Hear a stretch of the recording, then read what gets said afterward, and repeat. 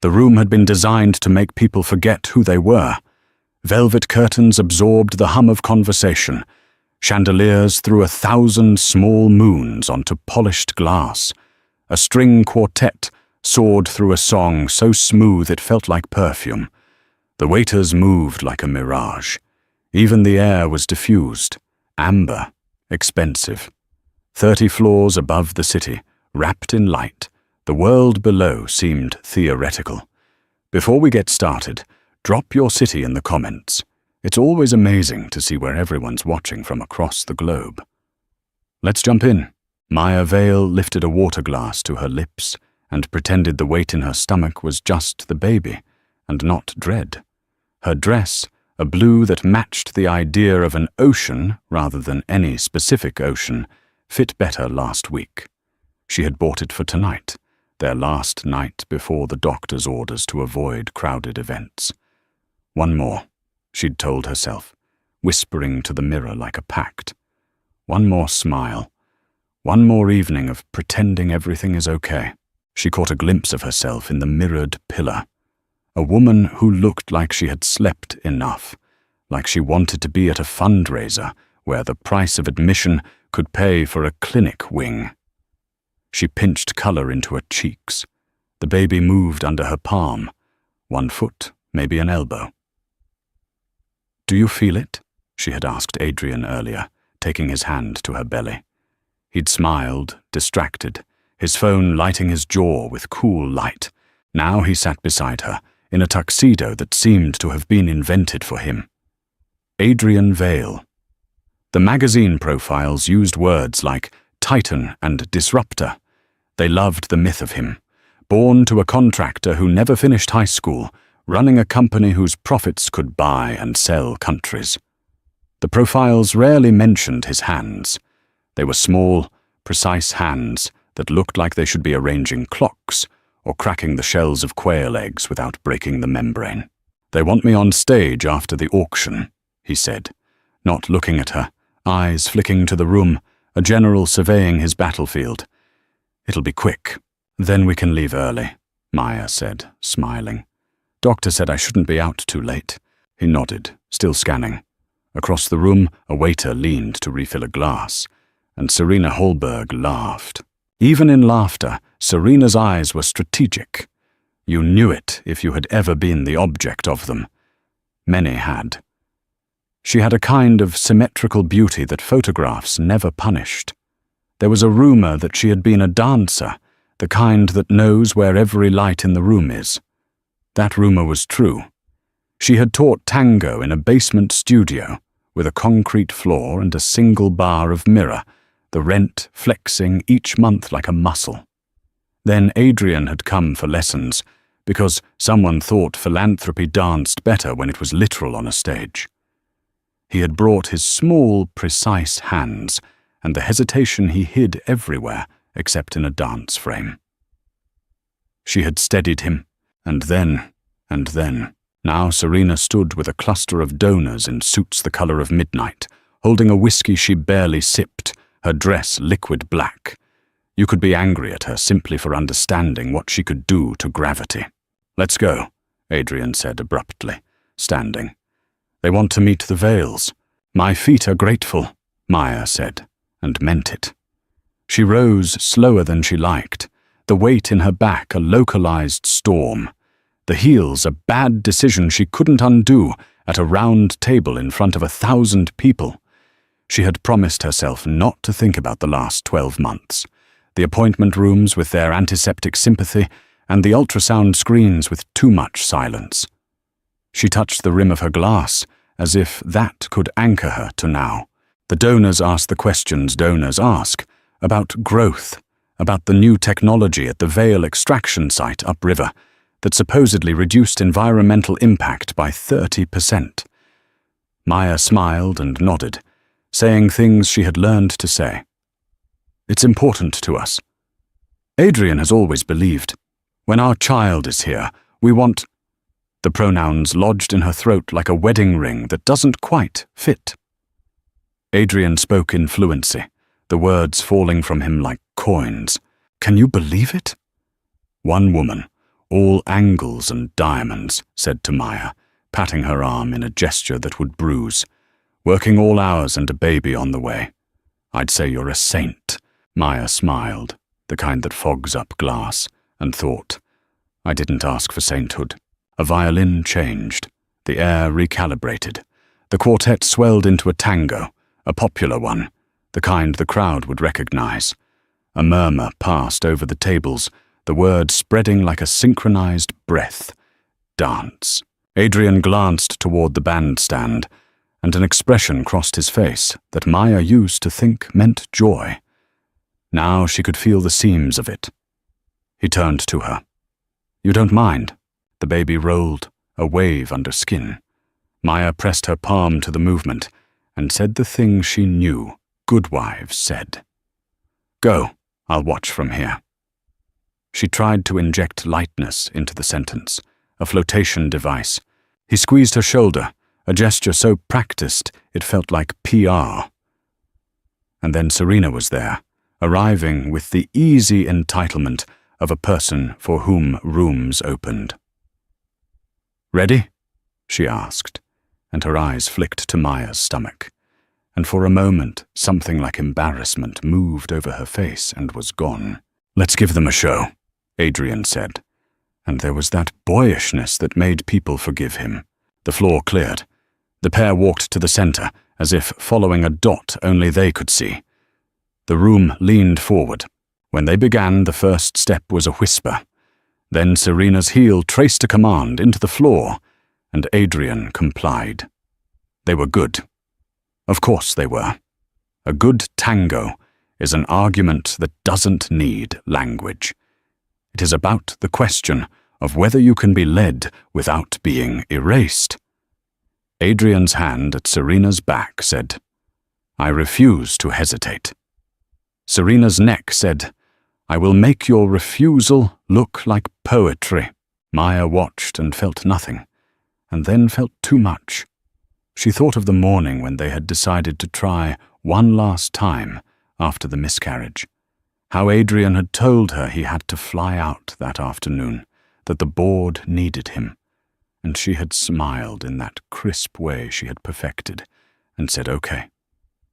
She thought of the day the doctor had shown them a flicker on the screen and said, heartbeat. And she had turned to Adrien and seen wonder fracture his face like glass catching light. That face wasn't here now. Here was a man who knew exactly how much pressure to apply at Serena's waist to make a room. Forget it was a room. A ripple moved through the crowd. It took Maya a second to understand it wasn't about the dance. One of the screens behind the bandstand blinked. It had been cycling through sponsors' logos and soft focus photos of children in artfully arranged poverty. Now the frame stuttered, and a new image burned in. A block of chat bubbles, bubble after bubble, names at the top. You're not going to leave her, are you? I'll leave when it makes sense. Timing is strategy. I don't want to be a secret. You won't always be. The font was horrifically familiar. So was the unsparing glow of the interface. The chat stream scrolled, rapid fire. Serena's name, Adrien's name. The words they had sent each other on nights when Maya had been sleeping in a house with 16-foot ceilings and no roof.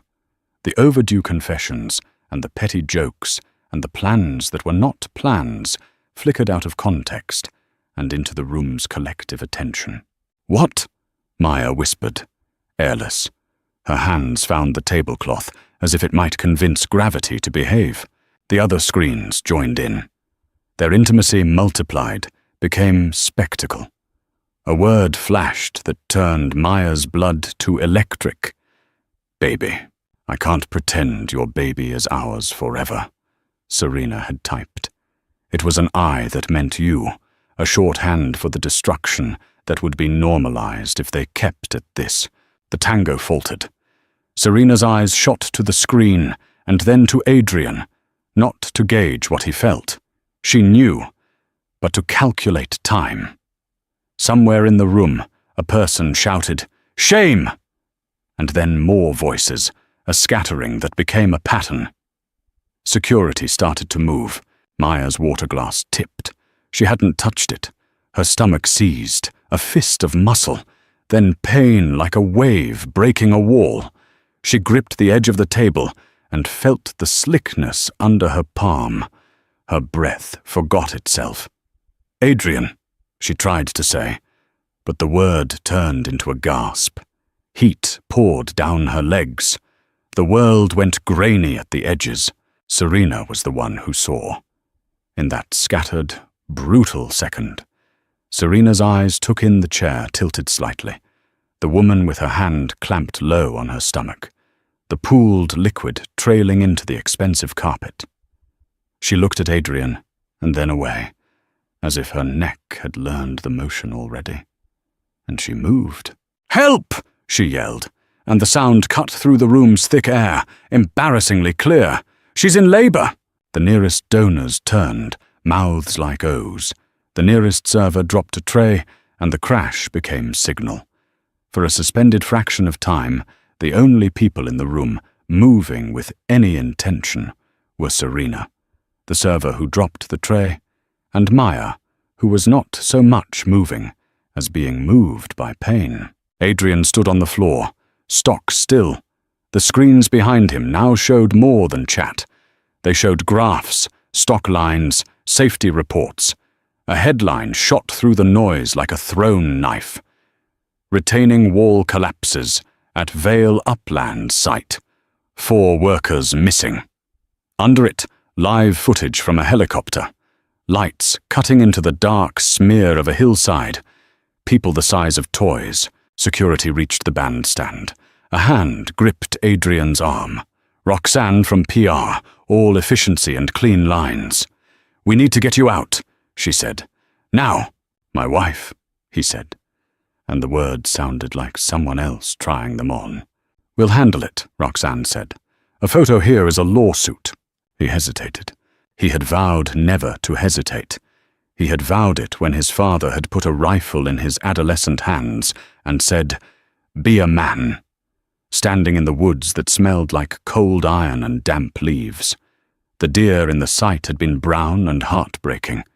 In the memory, he still felt his palms, slick with the particular sweat produced where fear and love meet. He had said, "I can't," and his father had looked at him in a way that became a lifelong scar. He had been 13. The next week he had gone to the construction site and given orders to men twice his size until someone listened. Now he hesitated half a heartbeat, and that half a heartbeat expanded, made room for things he did not want. Roxanne pulled. The floor erupted into bodies. Someone lit a flare or a novelty smoke stick, it was unclear which, that sent up a curling cloud under the chandeliers, tripping the fire injury prevention in the ceiling. The sprinklers pulsed to life. Water sprayed the dance floor. People screamed, instinct finally replacing manners. The quartet stopped mid-phrase. The air filled with the smell of wet velvet and richer things. Maya tried to stand, and her legs didn't hold. Serena slid an arm under her with the instinct of muscle memory, the way you catch a falling object and do not calculate the physics. "Stay with me," she said, unnecessary but crucial. "We need an ambulance." "Don't!" Maya said through gritted teeth, and it took Serena a second to realize the word was not "don't touch me," but "don't leave me." It surprised her how those were not the same. "Please," Maya added, and it landed somewhere Serena didn't know she had left unguarded. Adrien took a step toward them. Roxanne's phone buzzed again. She forced it into his hand. On the screen, board calling. Then a message. Contain. Deny hack. Liability exposure. He saw and saw again the helicopter footage in the corner of the screen. Lights scanning dirt that had learned what it meant to give way. Another contraction seized Maya. Her whole body made a sound that human throats aren't meant to produce. Serena looked up past Adrien, as if to the ceiling. "What kind of coward are you?" she said to him, not loudly, but with a clarity that pierced. He let Roxanne pull him then, through the service door, away from the screaming and the sprinklers, the expensive water dripping down backless gowns and studded lapels like democratic rain. Outside in the hall, the carpet smelled new. The world reduced itself into a corridor with fire doors and a line of exit signs like progressive revelation. "We'll have a car at the back," Roxanne said, and he nodded, and the nod felt like a signature on a document he hadn't read. Behind them, an ambulance wailed through the building's acoustics. Someone choked. A woman cried, "My bag!" And another voice said, "Forget your bag." The elevator dinged, as if any of this were scheduled. They met at the hospital, because where else are humans most human? Maya arrived first. A man in a rumpled jacket shepherded her through a side door. Serena stayed long enough to be sure someone capable had hold of Maya and then disappeared, not out of shame, but out of an understanding that if she stayed, things would go a way she could neither justify nor survive. In the fluorescent brightness of the maternity ward, the air was cleaner, the light meaner. It stripped events to fact. Fact. Maya Vale was in labor earlier than planned. Fact. Her blood pressure was high. Fact. The baby's heart beat fast and then slower, a metronome learning different time signatures. "Any complications in pregnancy?" the nurse asked, crisp. "I lost one before," Maya said, and the pronoun didn't feel like betrayal when applied to that other, nearly child. "Early," the nurse nodded, not unkindly, as if to say, "Almost everyone you will meet carries a version of this." Adrien arrived with a suit jacket over his arm and a mask half on like a penitent. Roxanne did not enter the ward with him. There are rooms in which PR cannot follow. He had the look of a man who had run while pretending he hadn't. In the hallway, a TV looped footage from the gala and then switched to the hill collapse, before finally landing on his face in a still photo that managed to capture everything anyone wanted to think about him. Maya looked up when he came in and looked away, then back, because looking was a compulsion that outran dignity. "You left," she said. No prelude. He started, a mouthful of corporate words coalescing. The contraction stopped her from hearing his sentence. She turned inward, a cave of effort. When it passed, she licked her lips, tasted chemicals and said, "Don't gaslight me. Not tonight." He shut his mouth. He stood by the bed and put his hand on the rail and couldn't make himself move it closer to her. He had never been good at places where miracles and bodily fluids coexist. He was a man who preferred outcomes that could be plotted on a chart. A doctor entered with shoes that squeaked. "We're going to need to monitor the baby closely," she said. "There's distress. We'll do everything we can." She spoke in the tone of someone who tells the truth without cosmetics. "Is the retaining wall collapse?" Adrien began, the wrong sentence picked from a list of wrong sentences, and stopped because even he could hear the shape of that error.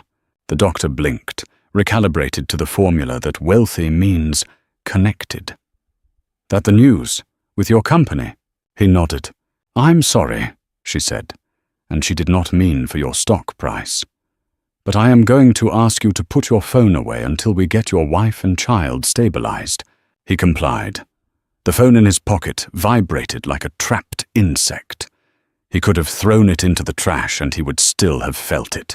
Maya looked at him with the eyes of a person who sees a house she has lived in, striking a strange silhouette against a foreign sky. "I need you to be someone different than who you've been," she said. Just for now. He had no idea what that meant, and every idea at once. In a clean, bright room, Maya brought their child into the world to the sound of an alarm that slowed and then stabilized. The baby emerged furious, a small creature whose first act was to protest how quickly the temperature had changed. The nurse lifted the body with practiced hands, a small human with a screaming engine, and for an instant, Adrien understood what it means for a story you thought would be about you to be about someone else instead. Then the baby went quiet, a beat too long. The air turned thin. The nurse was efficient, and there were words like suction and oxygen. The lack of sound created its own music. Maya did not see her child. She felt the void where a cry should be, and understood it like a word in a language she had never studied. "No," she said. Not a scream, just a syllable containing the history of that other, almost child, and the months of fear. The room moved in orchestrated blur. The cry came then, jagged and imperfect and absolute. It baptized the fluorescent lights and the sterile counters and the basins. It thawed something she had frozen, not to preserve, but to survive. The first time Adrien saw his child's face, it was mostly covered by a towel and fingers. The nurse said, "We'll need to keep the baby in NICU for observation."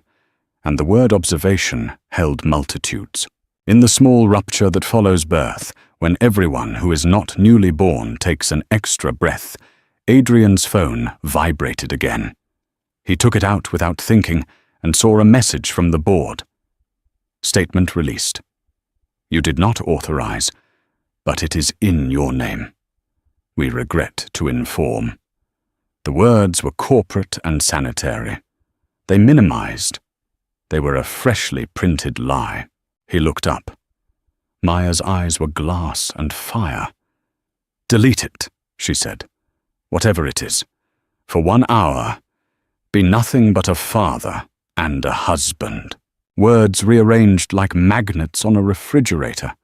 Husband, father, father, father. The syllables teased something ancient and ugly in him.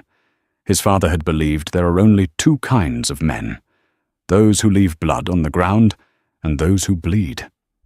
There was no category called men who clean up blood that others should never have had to spill.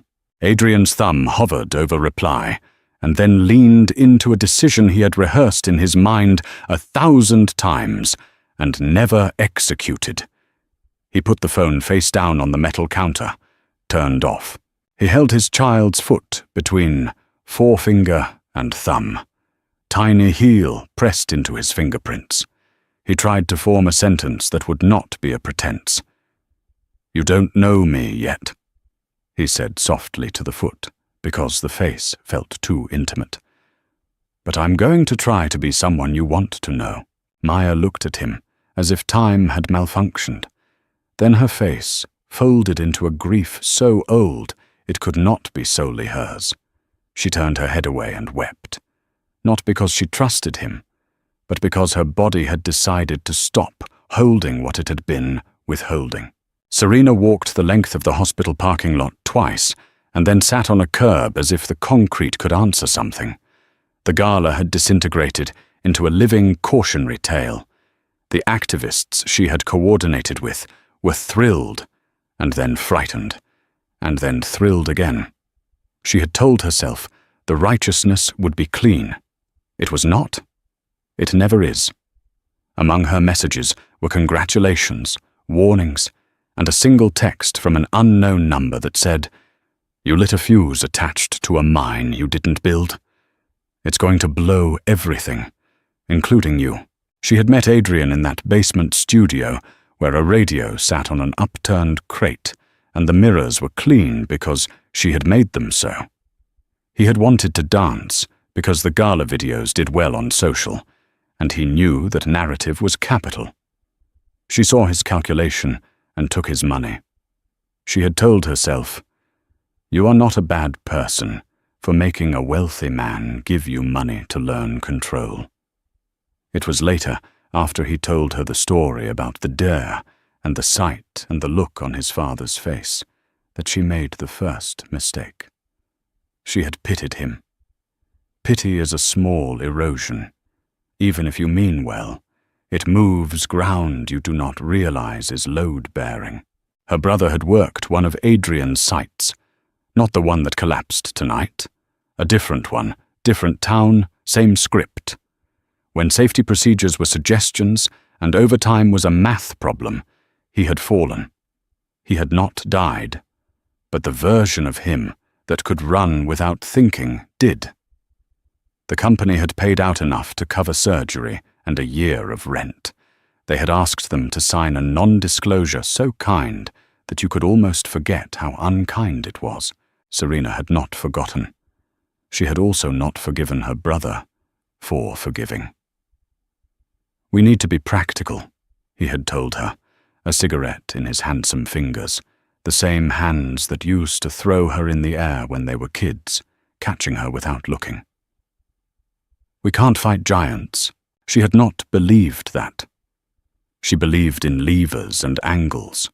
She believed in Troy, in Calvary, in stories where a well-placed betrayal saved more than it doomed. She started dancing with men whose wives wore eternity bands and who wanted something they would not name. She had told herself she was investigating. She had told herself she was righteous. She had not planned to like the way Adrien concentrated. She had not planned the way he became less coordinated when he laughed.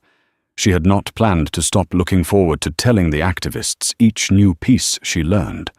The hack tonight had been the culmination of months, of favors handed out like candy, of a boy who understood code better than rent, of a waitress at the hotel who wanted to watch rich people panic. Serena had known there would be spectacle. She had not known there would be the extra headline, the one about the hill and the missing workers. She had not known there would be a woman in a blue ocean dress whose water broke like a rebuke in the middle of an expensive floor. On the curb, Serena put her face in her hands and did the math again. One affair ending in deliverance for a town. One man forced to stop pretending his profit could be worn like virtue. One baby born early. The equation, ugly and human, did not balance. She stood and went inside, head down. The automatic doors sighed. She asked for the maternity ward like she had the right, and to her surprise, the nurse told her the room number. She asked if you were okay. She didn't say to keep you out. Serena hesitated. She had not expected this. She didn't know what to do with something that felt like mercy.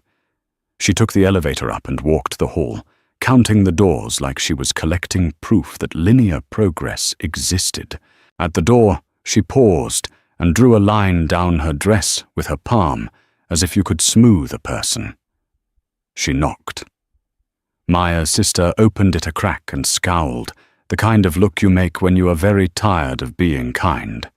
"You have some nerve," the sister said, and Serena could not argue. "It'll take a minute," Serena said. "I won't say anything poisonous." The sister snorted. "You already did."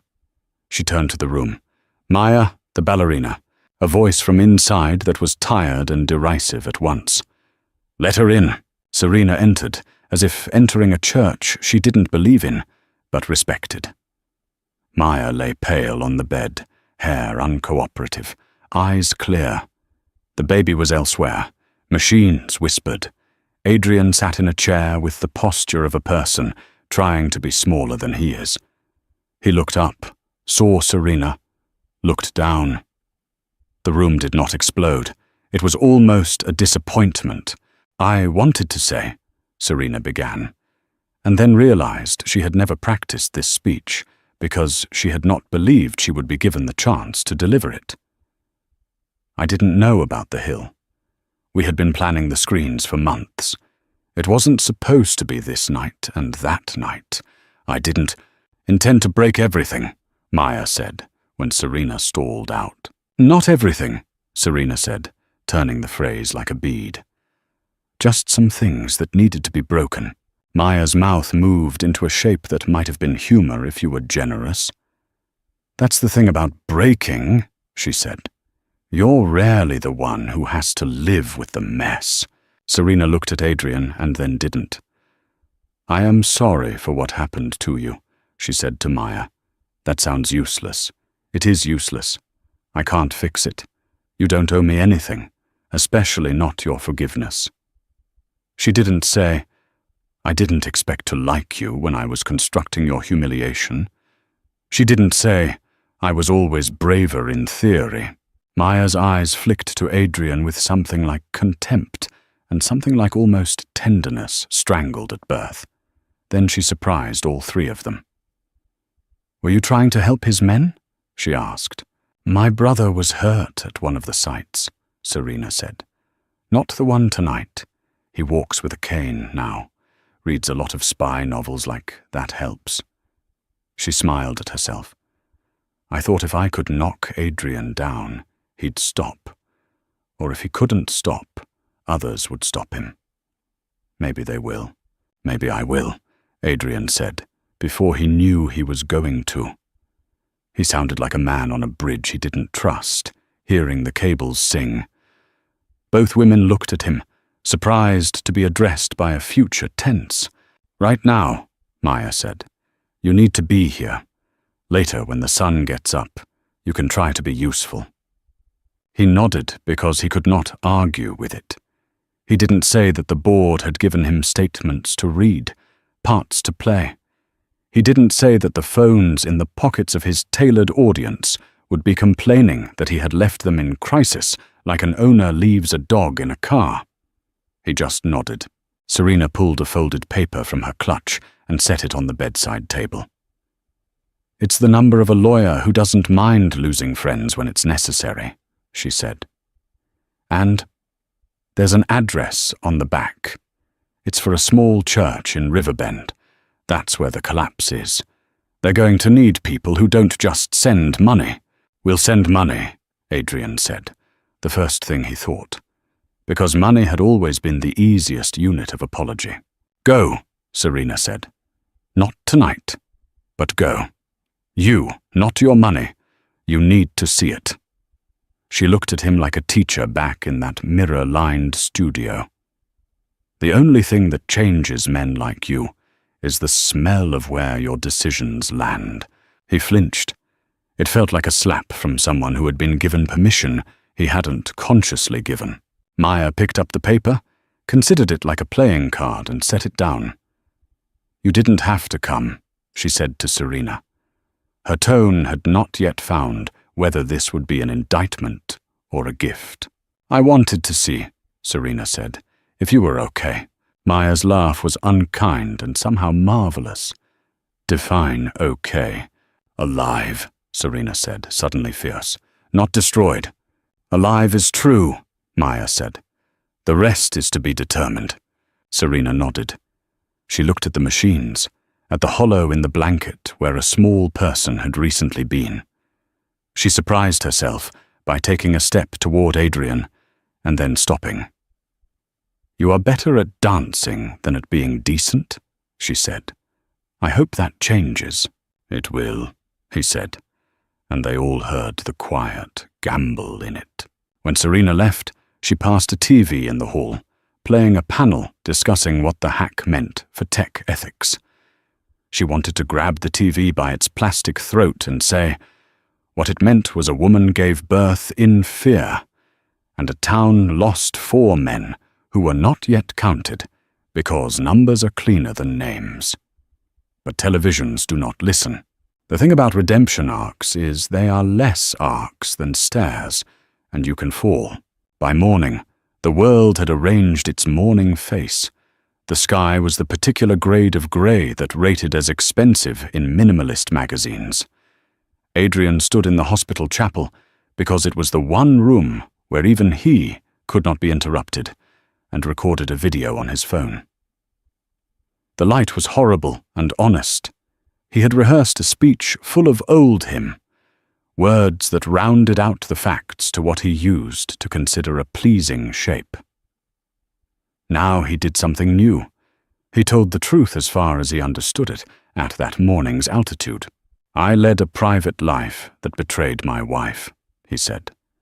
It felt like tearing skin to make a clean line. "I lied to people who believed me, and at the same time, my company failed to protect the people who make our profit possible. If there's a connection between those things, and I think there might be. It's that I have been very good at compartmentalizing. That's a word we use to excuse failing to be honest. I am not making a statement on advice of counsel. I am telling you that I am stepping down as CEO today. An independent body will investigate the collapse at Vale Uplands. We will fund that however they like, and we will not interfere. And my wife— He stopped because the word was too large for that moment. My wife will decide if she wants me around to help raise our child. My job is to accept her decision without pressuring her. He didn't cry. He wasn't the crying kind, and the world did not need to see him practice the appearance of contrition. He posted it himself. No filters, no copy edit. He threw the phone into the chair like he had just thrown himself off something and half hoped to drown. Outside the prayer room, Roxanne stood with her lips pressed into a line so thin it did not exist in 2 dimensions. "This is reckless," she said. "We could have controlled the narrative. I am tired of controlling narratives that control people," he said, shocked to hear it, and somehow not. "You're going to lose everything," she said, and she meant it not as a threat, but as a prediction. "Maybe," he said, "but not everyone." He meant the small person in the NICU whose fingers had gripped his thumb like they were telling him his nerve endings were insufficient to register all the consequences he had set in motion. The video blew up. The stock fell. Lawyers assembled. Activists used the word victory and then used the word watch. His father called and left a message in a voice that had never learned regret. "You have made a fool of yourself," it said, as if fools cannot build institutions. Adrien did not call back. Maya watched the video on the small hospital screen without expression and then turned it off. She had expected apology. She had not expected accuracy. She slept. In the afternoon, she signed papers with slow hands. She told a nurse the name she wanted to give their child, her grandmother's, not the one she and Adrien had chosen before. When Adrien heard the name, he smiled into his chest where it couldn't be seen. It was not his call anymore. He felt relief, like the first normal breath after a bruise. That evening, a priest brought a basin and water. Adrien didn't know whether they were going to baptize or wash hands. He discovered he didn't care. There are rituals to make human things legible. He was trying not to be allergic to them. 3 days later, Maya went home to her sister's apartment instead of the glass house with the inconvenient ceilings. She had never loved that house. It had always made her feel like an accessory her husband had misshelved. The baby came with her, a car seat like a piece of modernist sculpture, carrying cargo better than art. "Do you want me to come?" Adrien asked, uncharacteristically quiet. "No," Maya said, and the word was not a punishment. "Come tomorrow. Bring coffee." She softened then, in a way that made him ache. "Bring your hands. You're going to change diapers." He nodded. Every board meeting in his life, suddenly the warm-up for learning not to flinch at the smell of certain truths. He learned. He learned to put his phone in a drawer and listen to breathing dominate a room. He learned that fatigue is a kind of love, a willingness to be less than you could be for the sake of something that needs you to be particular. He learned to show up at Riverbend. 3 days after they came home, he drove to the church Serena had written on the back of the lawyer's card. He did not send anyone from logistics.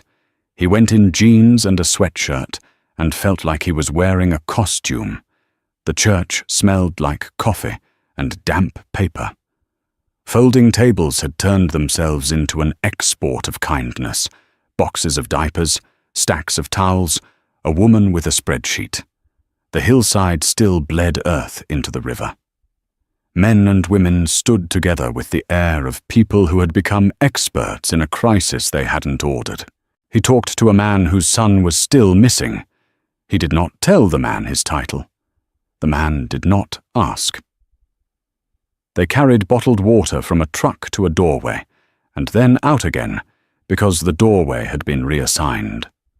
The work felt like a parody of usefulness, and yet he did it, because sometimes you do the parody long enough that reality learns from it. He stood at the edge of the hill where the retaining wall had given up. He smelled what Serena had said, the smell of where his decisions land. It was a mix of mud and machinery, of disturbed root and diesel, of stone learning. Too late, that it cannot hold if the math was wrong. He wanted to put his nose in the dirt like an animal. He wanted to apologize in a language that did not have the word spin. He did not know what else to do. At night, he left the site for a motel that charged by reasonable increments. He watched a baby on a screen make the face she got when milk was coming. He watched Maya yawn without covering her mouth because who covers their mouth in front of a person who has wiped vomit from your hair? He watched himself not be the man in the magazine. People called him names online, some of which he deserved, and some of which were poetry that deserved better than him. Shareholders sued. An attorney told him he had just painted a target on himself and then asked how he felt. "Like I finally stopped holding my breath," he said, and the man made a face like that answer had tax implications. Serena came to Riverbend twice and then stopped coming because the townspeople did not need her to narrate their grief. She sent money she didn't have and time she did. She called her brother and said, "I did a big thing." And he said, "You always do, kid." And they didn't talk about whether big means wrong. When a journalist asked for an exclusive, she said, "It's not my story." And for the first time in her adult life, she believed it.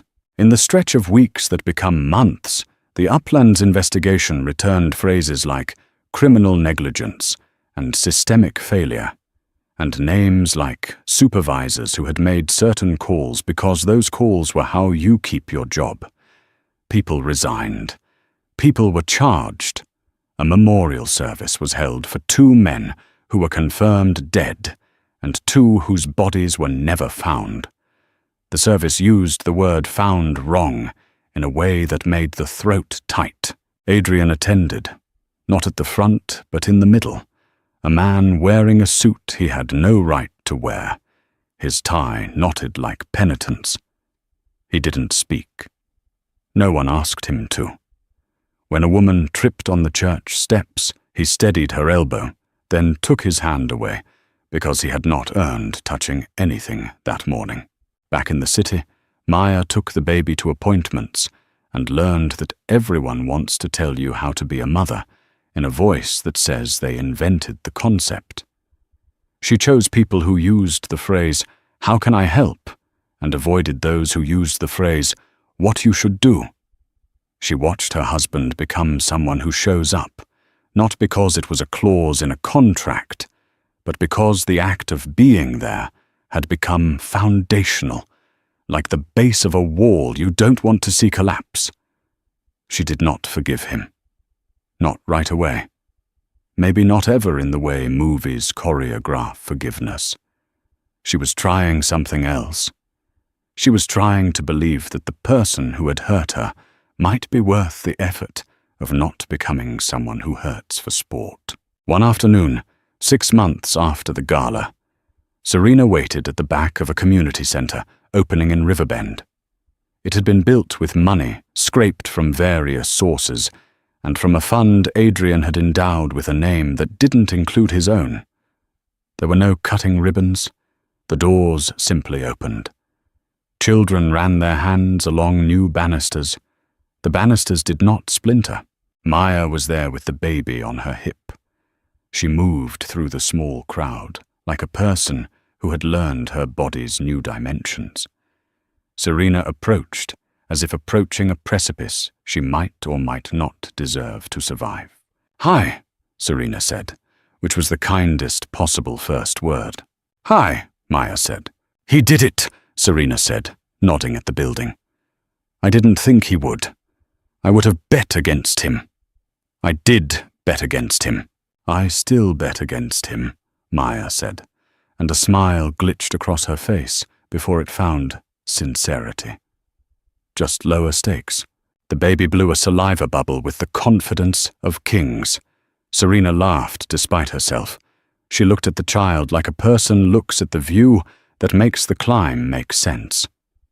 I wrote you a letter, she told Maya, but I didn't send it. Good, Maya said. Letters are weapons when you don't know what you want to do with them. She shifted the child. Would you like to? She paused, recalibrated. Do you want to hold her? Serena shook her head, like the idea was a breakable thing she couldn't afford. No, she said. She's not my story to touch. Maya nodded once, through an expression that repainted a history in a new color. Thank you for coming, she said. Not tonight. Back then. I didn't deserve to help, Serena said. But I did. I'm still not sure what that makes me.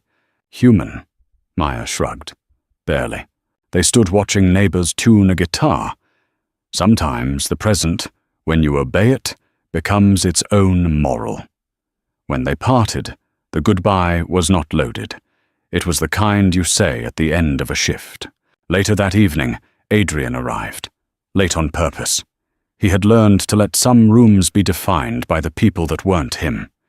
He stood by the door and watched his daughter stare at the fluorescent lights as if they were fairy kingdom. He carried chairs because chairs are the first things you can carry when you don't know how to carry grief. He made coffee badly. A teenager rolled her eyes and showed him how to make it right. He asked her name. He used it. When he approached Maya, he waited for her to indicate if he should stand or sit. He had forgotten how to expect yes. She nodded at the chair, and he took it. They watched the kid with the guitar find the right chord. The night put its arm around the building. People who had been strangers learned the choreography of moving past one another in a hallway. Sometimes that is salvation. Do you remember the deer? He asked, surprising himself with the choice of a beginning. She did not look at him. You told me the story when we were 26, she said. You tried to turn it into a legend. Your father taught you not to hesitate. It explained how you make money so fast people think it's a religion. I've been thinking, he said, hesitant, recognizing irony and admitting it. Maybe what I needed to learn was not about speed. Maybe it was about which things deserve hesitation and which deserve immediate movement. And which are which? She asked. Leaving you to dance, he said, was something I should have hesitated from until the impulse died. Running to you when you were in pain was something I should have done without a thought. And the wall? She asked, looking up, the question pitched like a dart, true to its arc. I should have hesitated when the report said we were over budget and the supervisors wanted to cut corners, he said. I should have stopped building until we could be sure, and then I should have moved like fire to fix what we had broken. I did both in the wrong order. That is what I'm trying to learn not to do now. She considered him. He saw her see him, not romantically, not dramatically, but as a person making a math problem out of events. He thought that might be the most trust he deserved. Tomorrow, she said at last, you can pick her up from the clinic and take her to your mother's. She keeps asking. He almost smiled and checked himself, not to perform humility, but because joy should be quiet in this room. I'd like that, he said. Thank you. They sat in the sound of people doing ordinary things, which is sometimes the opposite of chaos and sometimes its only answer. Behind them, on the street, a car backfired and nobody flinched. The town had decided to live. The story does not end. It only reaches a place where pausing makes sense. Because what happened at the dinner, that moment when a man left his expecting wife to take the hand of a woman who was not his wife, and the world he made for himself, cracked open, is not a fable with a single moral. It holds more than one. The way public humiliation can be both just and cruel. The way private betrayal tangles with public harm. The way people can want two incompatible things and be punished for choosing the wrong one and for not choosing at all. If you were Adrien, if you were standing under the chandelier when the violin unrolled its red carpet, if you saw the screens flash your wrongness into 1,000 eyes, if a woman you had loved one way was calling for help, and a woman you had promised to love a different way was doubled over in pain, what would you have done? Would you have stayed on the dance floor and insisted on finishing what you started? Would you have run to your wife even if it meant letting a lawyer assemble a case against you while you held a hand slick with amniotic fluid? Would you have walked out a side door because you believed you could fix it all from a quiet room? Tell me. Tell us. In that glare, with that music, with those two paths that both looked like descent, what should a person have done? The courtroom smelled of polished wood and impending victory, a scent Richard Sterling savored. He stood tall, a king in a custom suit, his beautiful mistress, Isabella, gripping his arm like a trophy. Across the aisle, his pregnant wife Chloe seemed to dissolve into the hard bench, a beige and broken relic of a life he was minutes from shedding. This wasn't a trial. It was a formality, the final signature on his masterpiece of a life. He gave Isabella a confident smirk, ready to claim his future. He never noticed the judge's sharp, assessing gaze. Not at him, but at the forgotten woman he was about to discard. The scent of sawdust and fresh paint had been the perfume of their early love. Their first office wasn't an office at all. It was the cramped, drafty garage of the bungalow they'd sunk their entire savings into. Richard, with his boundless charisma and infectious optimism, was the architect of their dreams.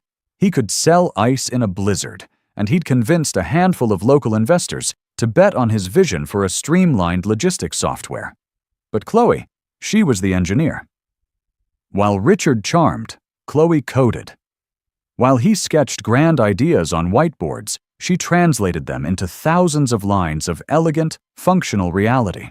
Their life was a whirlwind of shared takeout containers, bleary-eyed sunrises, and the electric thrill of creation. They were a team, a single unit fueled by cheap coffee and an unshakable belief in each other. Chloe remembered the night they'd landed their first major contract. Richard had lifted her off her feet, spinning her around the garage until they were both dizzy with laughter and exhaustion. "We did it, Chloe," he'd whispered, his voice thick with emotion. "You and me. We're going to build an empire." And they did. Sterling Innovations grew from a two-person operation in a garage to a multi-story glass and steel monument in the heart of the city. The empire Richard had promised became a reality. But somewhere along the way, the we had quietly faded into I. The shift was gradual, almost imperceptible at first. It started with small things. At industry parties, he'd introduce her as my lovely wife Chloe instead of my co-founder. When magazines wrote profiles on the meteoric rise of Sterling Innovations, his narrative became the sole focus. He was the visionary, the genius, the self-made man. Her name, if mentioned at all, was a footnote, the supportive spouse who held down the fort. Chloe had let it happen. She hated the spotlight, shied away from the glad-handing and corporate politics that Richard seemed to thrive on. She preferred the quiet satisfaction of her work, the hum of the servers, the logical certainty of code. She told herself it didn't matter who got the credit, as long as their dream was flourishing. She was the roots of the great oak, content to be unseen as long as the branches reached for the sky. But the tree grew. and its shadow became long and cold. Richard started traveling more, attending conferences she'd never heard of, securing deals she had no part in. The late nights in the office were no longer spent with her, but with a new inner circle of ambitious young executives who saw him as a titan. The shared takeout containers were replaced by lavish dinners she was rarely invited to. The bungalow was traded for a sterile, sprawling mansion in the hills, a place Chloe never felt at home in. It wasn't a home, it was a showcase, another acquisition to prove how far he had come. The gilded cage had beautiful views, but the silence within its walls was deafening. Chloe tried to bridge the chasm that had opened between them. She'd wait up for him, hoping for a flicker of the man she'd married, the partner who saw her, truly saw her. But he would come home smelling of expensive whiskey and a faint, foreign perfume, his eyes distant, his mind already on the next day's conquests. The discovery of the affair wasn't a single dramatic event. There was no lipstick on a collar, no tearful confession. It was a slow, creeping poison. It was in the way he guarded his phone, the sudden business trips on weekends, the casual cruelty that had seeped into his words. The final, soul-crushing confirmation came not from a private investigator, but from a glossy society magazine left open on their marble kitchen island. There he was, at a charity gala she hadn't been told about, his arm wrapped tightly around Isabella Rossi, a rising star in their marketing department. They weren't standing like a boss and his employee. They were standing like partners, a power couple. The caption read, "Tech mogul Richard Sterling and his protégé Isabella Rossi are said to be an unstoppable force." Protégé. The word was a slap in the face. Staring at the photograph, Chloe felt the floor drop out from beneath her. It wasn't just the betrayal of their marriage vows that shattered her. It was the complete and utter erasure of her life's work. He hadn't just replaced her in his bed, he had replaced her in their story. She was no longer the co-founder, the engineer, the other half of the equation. She was just the wife, the obstacle. That night, she didn't cry. The pain was too deep for tears. She walked through the cold, empty mansion, a museum of a life that was no longer hers. She ran her fingers over the framed copy of their first business plan, the one she had drafted on their rickety kitchen table. His signature was bold and sprawling. Hers was small, neat, and right beside his. He had forgotten. But she hadn't. As she stood there, a quiet resolve began to solidify in her chest, as strong and unyielding as the code she had once written. He had built the walls of this gilded cage around her, but he had forgotten one crucial detail. She was the one who had designed the schematics, and she knew exactly where to find the key. Richard Sterling believed in the power of narrative. A good story, he knew, was more valuable than any balance sheet. The story he had crafted for himself was his masterpiece.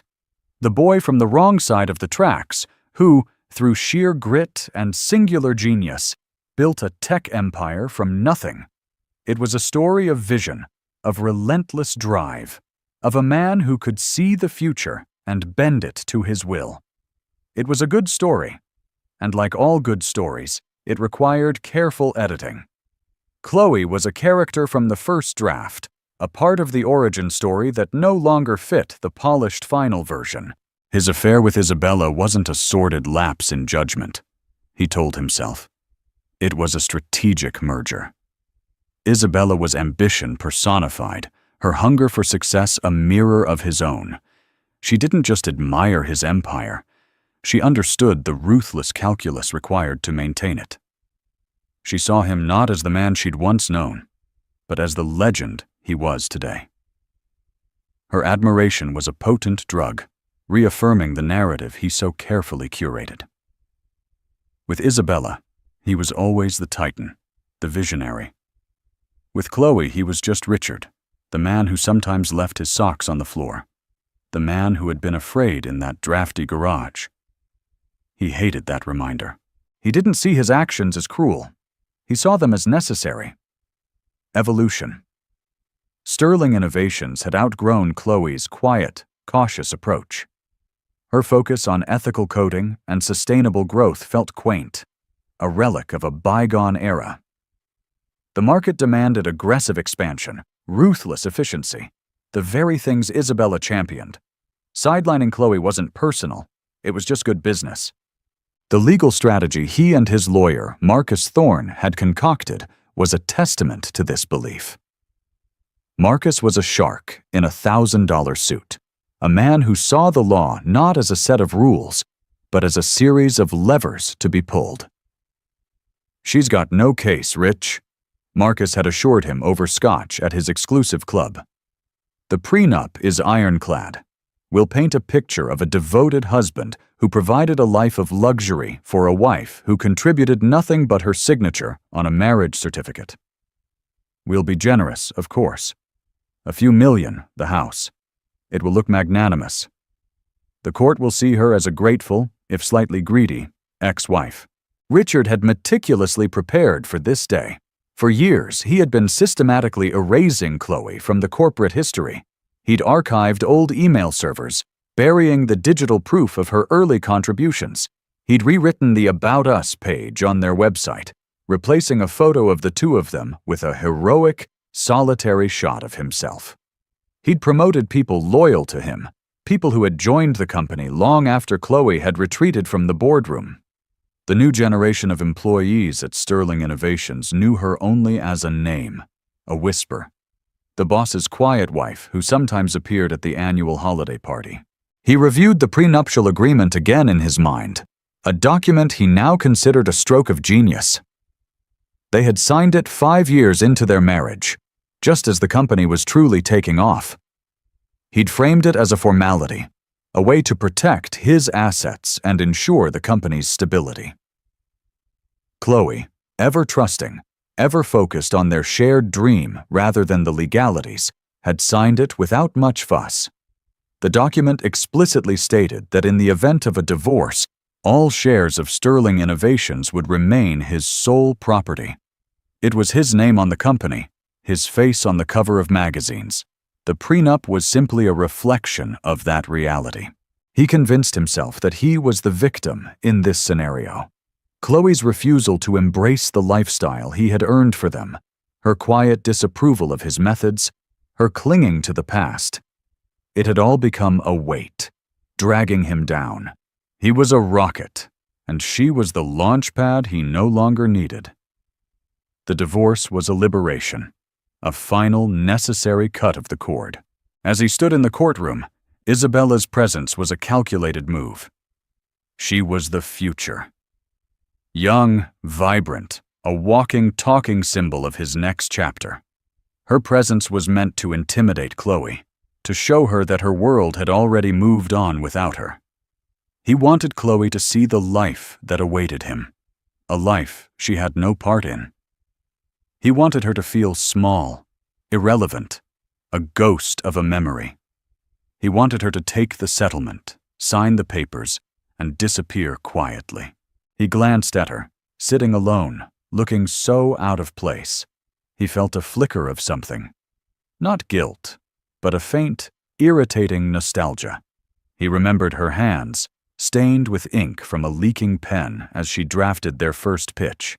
He remembered the taste of the cheap champagne they'd shared after their first profitable quarter.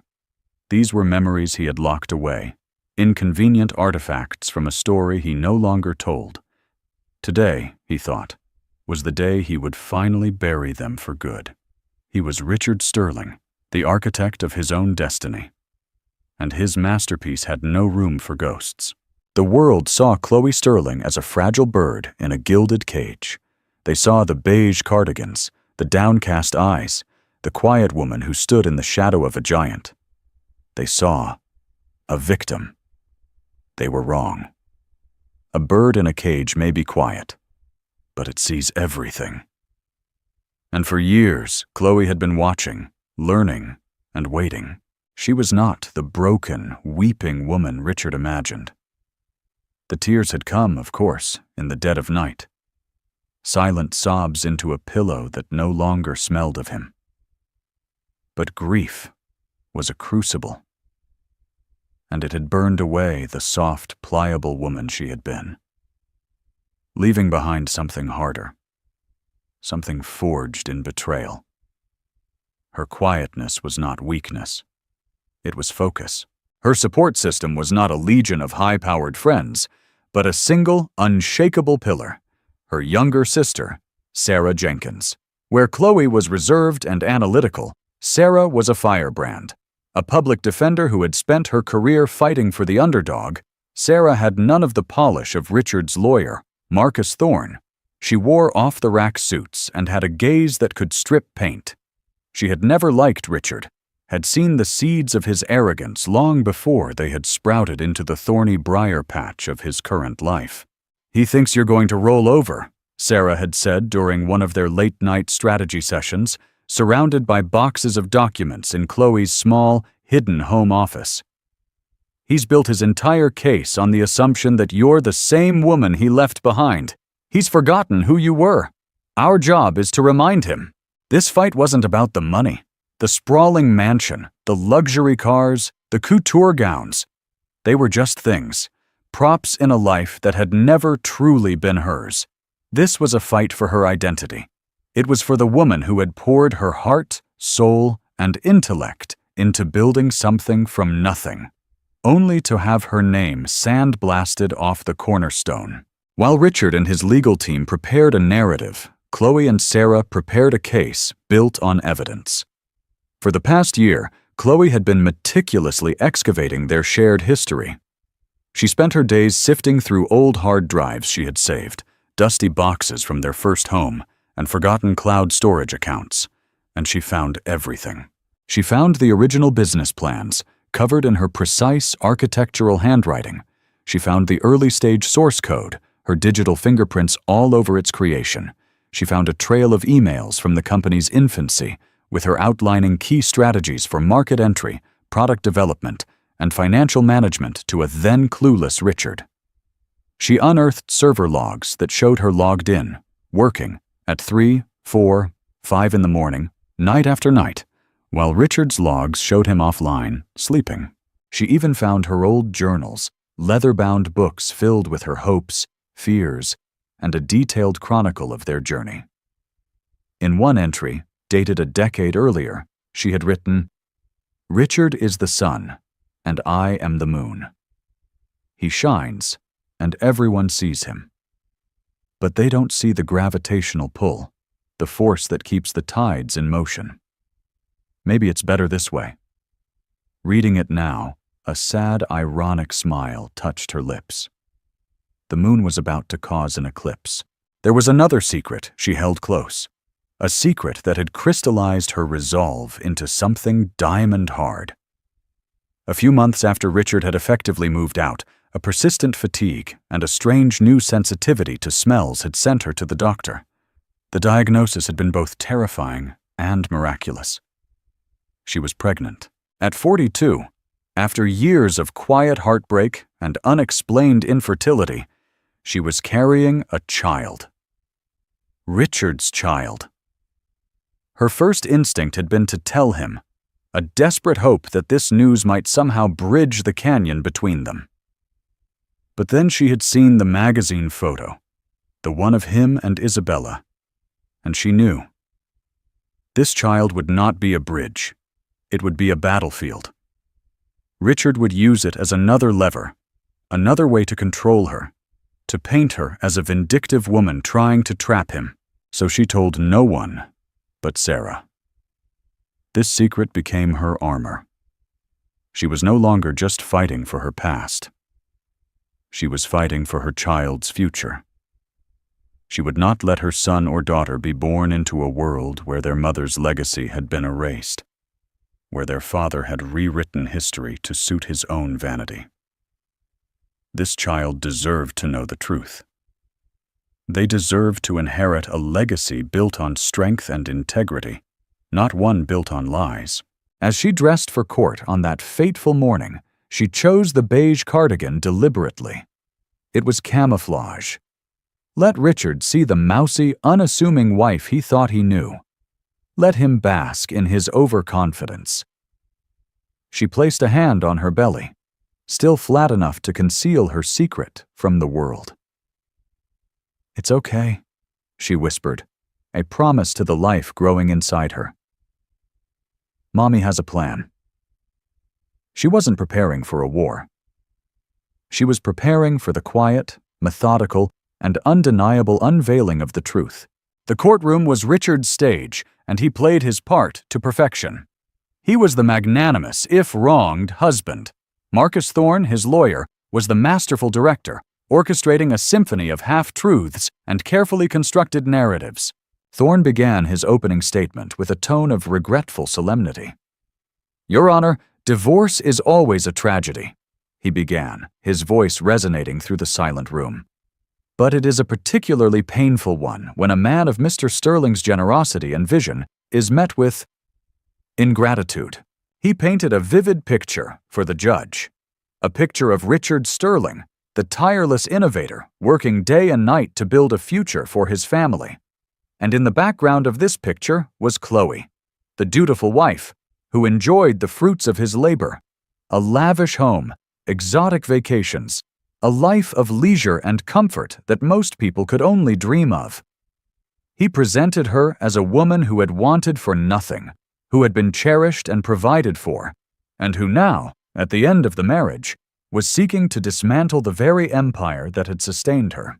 "My client does not wish to leave Mrs. Sterling with nothing," Thorne said, gesturing magnanimously toward Chloe. "He is prepared to offer a settlement that is, by any objective measure, extraordinarily generous. A settlement that will allow her to continue the comfortable lifestyle to which she has become accustomed." The prenup was presented as the star exhibit. Thorne displayed it on the overhead screens, its dense legalese a formidable wall. He highlighted the key clauses, his laser pointer tracing the lines that affirmed Richard's sole ownership of Sterling Innovations. "This document, signed by both parties with clear minds and full understanding, is unequivocal," he stated. "Sterling Innovations is the product of Mr. Sterling's singular effort and genius. The agreement simply reflects that reality." When Richard took the stand, he was the image of calm confidence. He spoke of his early struggles, his relentless ambition, his vision. He used the word "I" relentlessly. "I built the company from the ground up. I secured our first round of funding. I made the tough decisions that led to our success." When Thorne asked him about Chloe's role, Richard's expression softened into one of patronizing affection. "Chloe was my rock," he said, the words sounding rehearsed. "She supported me from home. She made our house a beautiful sanctuary I could return to after a grueling day. Her contribution was domestic, and I cherished her for it." The words were a masterpiece of dismissal, framing her entire existence as an appendage to his own. Isabella watched from the front row, her gaze a mixture of adoration for Richard and pitying contempt for Chloe. Every sigh from Richard, every carefully chosen word of his testimony, seemed to pull them closer, a united front against the woman who was now officially the past. Throughout it all, Chloe remained preternaturally calm. She didn't fidget. She didn't weep. She simply watched, her hands resting in her lap, her expression unreadable. Her stillness was a stark contrast to the high drama unfolding around her. It was a silence that began to feel unnerving. Richard found his eyes drawn to her again and again. He had expected tears, outbursts, a desperate plea. He had not expected this quiet, unnerving composure. It was like watching a placid lake, unaware of the powerful currents moving deep beneath the surface. Sarah Jenkins, Chloe's sister and lawyer, took notes on a simple legal pad, her face impassive. She objected only once when Thorne described Chloe's life as one of leisure. "Objection, Your Honor," Sarah said, her voice clear and firm. "Assumes facts, not an evidence." The judge sustained it. A small, almost insignificant victory. But it was the first tiny crack in Richard's polished facade. As Richard stepped down from the stand, he shot Chloe a final look, one that said, "See? It's over. Just give up." But Chloe met his gaze, and for the first time that day, a flicker of something unreadable passed through her eyes. It wasn't fear. It wasn't anger. It was something else entirely. It was the quiet certainty of a woman who was holding a winning hand, just waiting for the right moment to play it. When Sarah Jenkins rose to begin her cross-examination, the energy in the room shifted.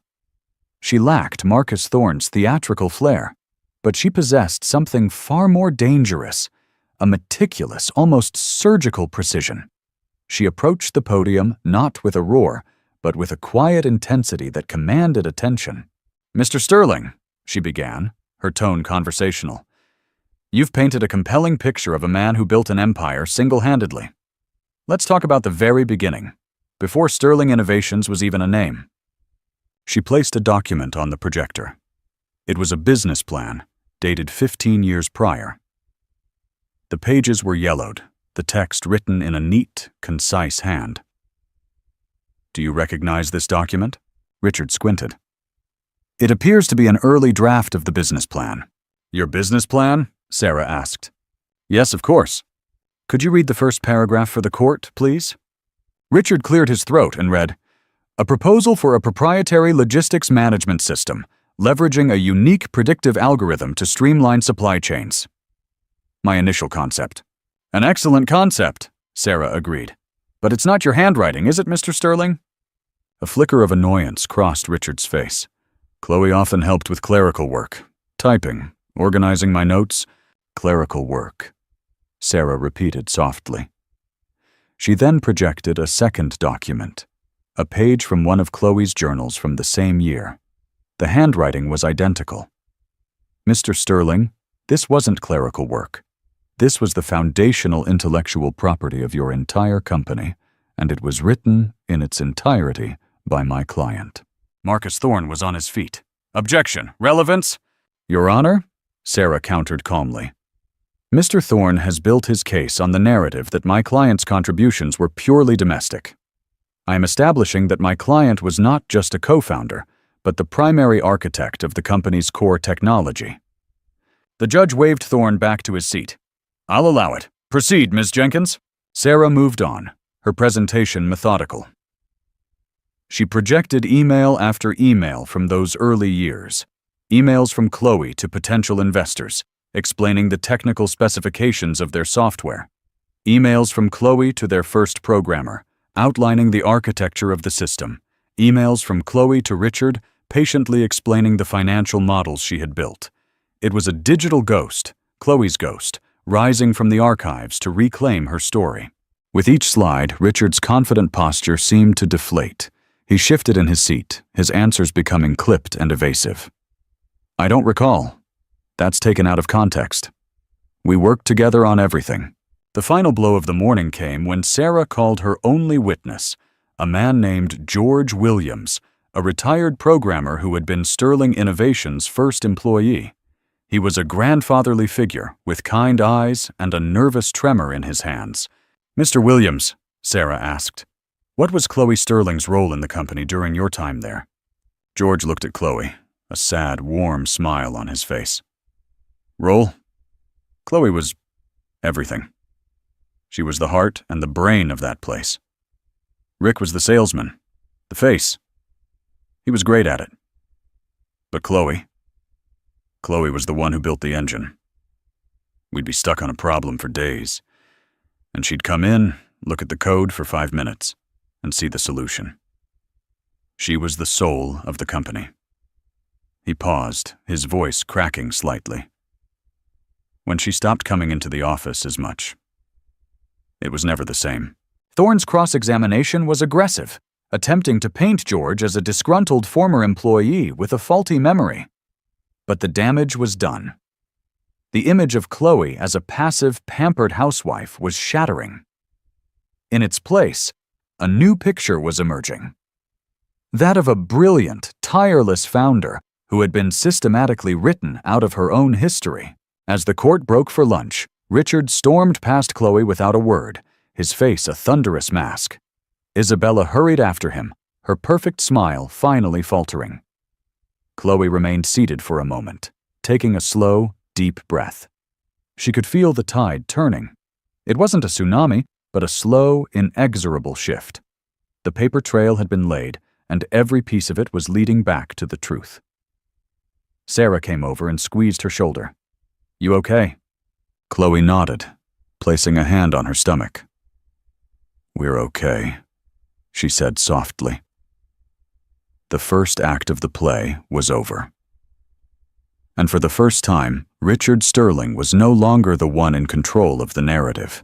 The afternoon session began with a palpable tension in the air. Richard Sterling's confident swagger was gone, replaced by a rigid defensive posture. He and Marcus Thorne huddled together, whispering furiously. They had been blindsided, and they were scrambling. Sarah Jenkins, however, appeared as calm as she had that morning. She approached the podium with a single, thin file folder. "Your Honor," she said, her voice steady, "I would now like to address the prenuptial agreement." Thorne shot to his feet. "Your Honor, we've been over this.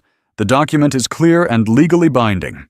"On that, Mr. Thorne and I agree," Sarah said, a surprising statement that made Thorne pause. "The document is indeed clear, but it is predicated on a fundamental misrepresentation, a fraud." A wave of murmurs rippled through the courtroom. Richard stared at Sarah, his face pale. "What is she talking about?" he hissed at Thorne. "Let's look at the date the prenup was signed," Sarah continued, projecting the signature page. 10 years ago. At that point, Mr. Sterling, you presented yourself to my client as the sole owner of Sterling Innovations, correct?" "I was the sole owner," Richard snapped from his table. "Your Honor, please instruct the witness," Sarah began. "Mr. Sterling, you will remain silent unless you are on the stand," the judge warned, her voice sharp. Sarah turned her attention back to the judge. "The prenup's entire structure is based on the premise that Mr. Sterling brought the company into the marriage as his separate property. But as we have already established, the company was not his separate property. It was a joint creation, a partnership from its inception. Therefore, the agreement was based on a fraudulent premise, rendering it void." Thorne was apoplectic. "This is absurd! There was no formal partnership agreement. The company was incorporated in Mr. Sterling's name."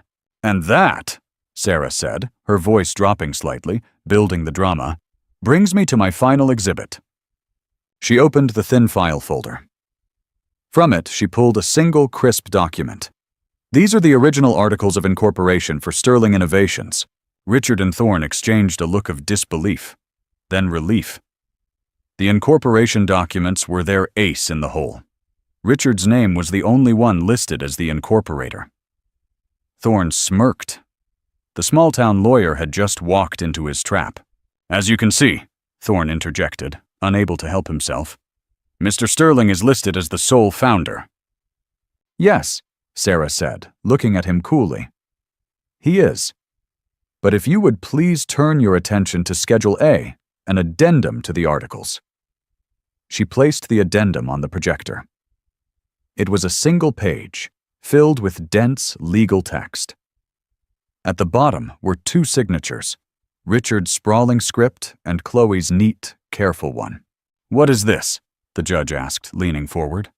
"This, Your Honor, is a founder's provision," Sarah explained. "It's a clause my client insisted upon at the time of incorporation. She was prescient. Given her preference for working behind the scenes, she wanted a protection in place, a failsafe. She drafted it herself, with the help of a family friend who was a lawyer. And Mr. Sterling signed it." Richard stared at the screen, his mind racing. He vaguely remembered it now. A piece of paper Chloe had asked him to sign amidst a flurry of other documents. He'd been so focused on closing their first round of funding that he'd barely glanced at it, dismissing it as one of Chloe's overly cautious follies. "The clause is quite specific," Sarah continued, her voice ringing with clarity. "It states that While Richard Sterling is the public-facing director of the corporation, the ultimate ownership is tied to two key factors: the source of the initial seed capital and the authorship of the foundational business plan and intellectual property. A deathly silence fell over the courtroom. Isabella's perfectly made-up face had gone ashen. Thorne was frantically flipping through his own copy of the incorporation documents, realizing with horror that he had never looked past the first page.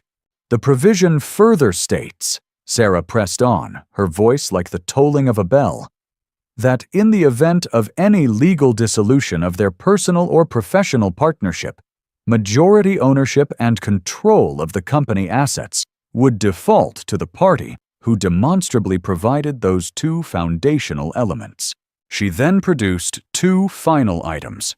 The first was a weathered passbook from a long-defunct local bank. This is a bank statement from Chloe's savings account, dated 16 years ago. It shows a withdrawal of $50,000, the entirety of an inheritance she received from her grandmother. The memo line reads, "Sterling Innovations Seed Capital." The second was the business plan she had shown earlier, the one in Chloe's handwriting. "The initial capital was hers," Sarah declared, her voice rising with quiet triumph. "The intellectual property was hers. Mr. Sterling was the face, the voice, the salesman. And he was a brilliant one. But he was not, by the definition agreed upon in this legally binding document, the founder." She turned to face Richard, her eyes locking onto his. "According to the very document you signed to create your company, Mr. Sterling, my client doesn't just deserve half of Sterling Innovations. She is Sterling Innovations." The room erupted. The gavel slammed down, but it couldn't contain the shockwave that had just ripped through the courtroom. Richard Sterling sat frozen, his empire crumbling around him, not from a hostile takeover or a market crash, but from a single piece of paper, a promise he had made and forgotten, a ghost from the past that had just returned to claim everything. Judge Eleanor Vance was a woman who had seen everything. In her 30 years on the bench, she had presided over the bitterest divorces, the most complex corporate disputes, and the most heartbreaking family tragedies. She was rarely surprised. But as she read and reread the founder's clause, a slow, appreciative smile touched the corners of her lips. It was a piece of legal artistry, simple, elegant, and utterly devastating. The courtroom was a tinderbox of raw emotion. Richard Sterling was a statue of disbelief, his face a mask of gray shock. Marcus Thorne, for the first time in his career, was speechless, his meticulously constructed case lying in smoldering ruins. Isabella Rossi looked at Richard, but the adoration was gone, replaced by the cold, hard calculation of a woman realizing she had backed the wrong horse. Judge Vance silenced the room with a single look. She took off her reading glasses and peered down at the parties before her. Her gaze lingered on Chloe, who sat for the first time with her shoulders back, her chin held high. "In my career," the judge began, her voice cutting through the silence, "I have seen many attempts to obscure the truth with complex legal maneuvering. I have seen greed, and I have seen arrogance. But rarely have I seen them so comprehensively dismantled by the simple, unassailable truth." She picked up the prenuptial agreement with 2 fingers, as if it were a piece of trash. "This document," she declared, "is hereby rendered null and void. It was entered into under fraudulent pretenses, based on a fundamental misrepresentation of the ownership structure of the primary marital asset, Sterling Innovations. It is not worth the paper it is printed on." She then turned her attention to the Articles of Incorporation. The founder's provision in Schedule A is a legally binding component of the corporate charter. It is clear, it is unambiguous, and it was signed by both parties. It outlines a clear test for determining ultimate ownership in a situation precisely like the one before us today. She looked directly at Richard. "Mr. Sterling, you may have been the face of the company. You may even have come to believe your own press. But the evidence presented today is overwhelming. The seed capital that started this venture came from Mrs. Sterling. The foundational intellectual property that gave the company its value was authored by Mrs. Sterling. The judge's gavel came down with a crack that echoed like a gunshot. Therefore, pursuant to the rules of its own incorporation, this court has no choice but to affirm that the majority owner and controlling shareholder of Sterling Innovations is, and for the purposes of this dissolution, always has been, Mrs. Chloe Sterling. The words hung in the air, seismic in their impact. Richard finally broke. "No, that's impossible," he roared, lunging to his feet. "She tricked me. This is a travesty. Mr. Sterling, you will sit down and be silent, or I will have you held in contempt," the judge thundered. Richard sank back into his chair, a broken man. Judge Vance wasn't finished. Her eyes softened slightly as she looked at Chloe.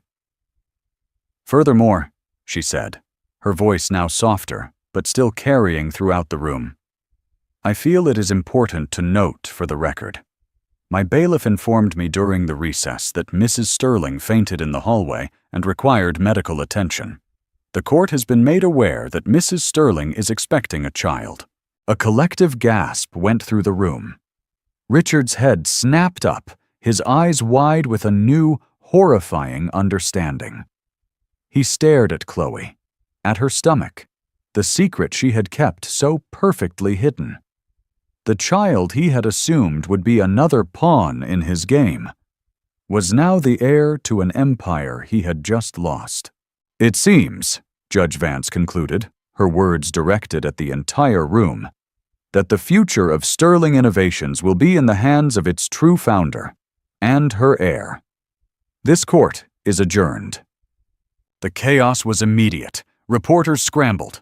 Thorne tried to grab Richard's arm, but the man was catatonic, staring at Chloe as she was surrounded by a small group of well-wishers. Isabella, without a backward glance, slipped out a side door, her association with the Sterling name now a liability she was eager to shed. Chloe finally stood up, her sister Sarah beaming at her side. Her eyes met Richard's across the crowded room. There was no triumph in her gaze, no malice. There was only a profound and weary sadness for the man he had been and the man he had become. The war was over. She hadn't just won the battle. She had rewritten the history books. She walked out of the courtroom, not as Richard Sterling's ex-wife, but as the woman who had built an empire, lost it, and in one quiet, stunning moment, taken it all back. The 6 months that followed the verdict were a whirlwind of change.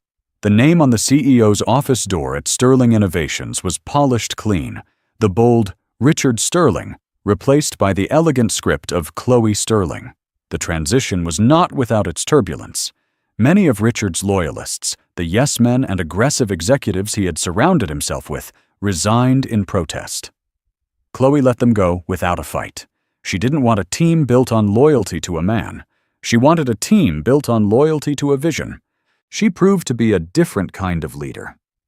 Where Richard had been impulsive and autocratic, Chloe was thoughtful and collaborative. She resurrected old projects focused on sustainable and ethical tech that Richard had shelved. She instituted family-friendly policies she had long dreamed of. She walked the floors, not as a monarch, but as an engineer, talking to her programmers, listening to her marketing team. Her quiet competence earning her a fierce loyalty that Richard, with all his charisma, had never been able to command. The company, which had been teetering under Richard's reckless expansion, began to stabilize, and then to thrive. The soul of Sterling Innovations, which had been dormant for so long, was awake again. Richard, meanwhile, was a ghost. His reputation was in tatters, his name a punchline in the business world he had once dominated. The story of his downfall was a cautionary tale told in boardrooms across the country. Isabella had vanished from his life as quickly as she had appeared, leaving behind nothing but a mountain of credit card bills. He was a king without a kingdom, living in a small rented condo, the sprawling mansion having been sold as a corporate asset. One gray afternoon, he showed up at the Sterling Innovations building. He didn't have an appointment. The security guard, a man who had once trembled in his presence, almost didn't let him up. But Chloe, seeing him on the security monitor, told them to let him in. He stood awkwardly in her office, his old office. It was different now. The cold, minimalist furniture had been replaced with warmer, more comfortable pieces. The walls, once covered with photos of Richard shaking hands with other powerful men, now held early schematic drawings of their software and a picture of the old garage. "Chloe," he said, his voice hoarse. He looked smaller, diminished. I came to apologize." Chloe sat behind her desk, her pregnant belly a gentle curve beneath her dress. She simply waited. "I was a fool," he stammered, the words tasting like ash in his mouth. "I got lost. I believed my own story, and I wrote you out of it. It was unforgivable." It wasn't about the company, not anymore. He knew that was gone. This was something deeper, a desperate plea for some kind of absolution. Chloe listened, her expression unreadable. She thought of the years of love, the shared dreams, the slow, painful unraveling. The anger was gone, burned away in the crucible of the courtroom. All that was left was a hollow ache. "You were my best friend, Richard," she said softly. And the simple truth of that statement seemed to wound him more than any accusation. "You were the one person I thought would always see me. And you stopped looking." There was no easy forgiveness in her voice, no promise of reconciliation, but there was an acknowledgement of what they had once shared. "I hope you find your way, Richard," she said, a quiet dismissal. "For your own sake." He nodded, unable to speak, and turned and walked out of her life for the last time. Later that evening, Chloe stood in the nearly finished nursery in her new home, a comfortable, light-filled house that felt more like a home than the mansion ever had. She looked out the window at the city skyline, the Sterling Innovations Tower gleaming amongst the lights. She placed a hand on her belly, feeling the gentle kick of the new life within her. She was no longer a ghost in her own story, no longer a bird in a gilded cage. She was the architect, the engineer, the founder. She had faced the ultimate betrayal, and had not only survived, but had emerged stronger, more whole than ever before. She was building a new life, a new legacy, not on the ashes of her past, but on the unshakable foundation of her own quiet strength.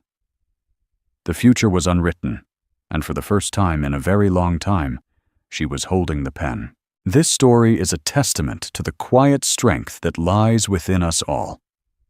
It's a reminder that no one can erase your truth, and that the most powerful voice is often the one that waits for the right moment to speak. If Chloe's journey from the shadows to the boardroom inspired you, please hit the like button, share this video with someone who needs to hear it, and subscribe for more stories of resilience and redemption. Thank you for watching.